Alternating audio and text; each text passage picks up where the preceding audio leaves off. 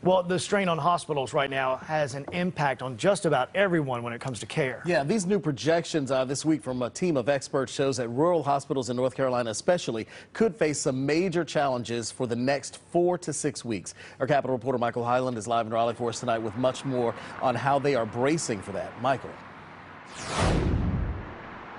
Yeah, the number of people in the hospital with COVID-19 hit a new high this week in North Carolina over the course of the entire pandemic, and experts expect that number to continue to keep climbing. Hospitals are making some changes to try to deal with this, but it's hitting across the state at the same time.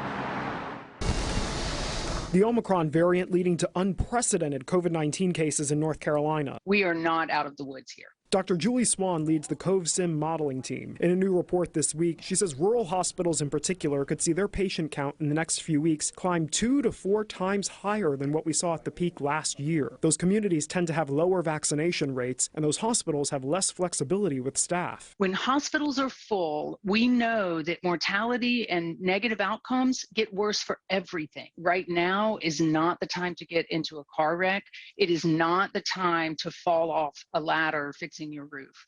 And that's a terrible way to think about it, but it's true. Stephen Lawler runs the North Carolina Healthcare Association, which represents the state's hospitals. I think it's just pure volume. So I think it's like, pouring water into a cup, and at some point, the cup overflows. Hospitals are seeing patients for other reasons who sometimes happen to test positive for COVID-19, which means they still have to follow protocols. Some hospitals are reducing elective surgeries, and Lawler said the state has set up a transfer center to coordinate moving patients from one hospital to another to try to alleviate crowding. The folks that are doing the work are really figuring it out and then working well together to ensure that we're able to avert, just a monumental crisis here in North Carolina.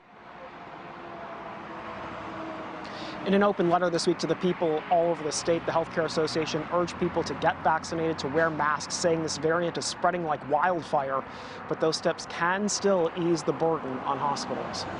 Live in Raleigh, Michael Hyland, CBS 17 News. All right, Michael, thanks very much.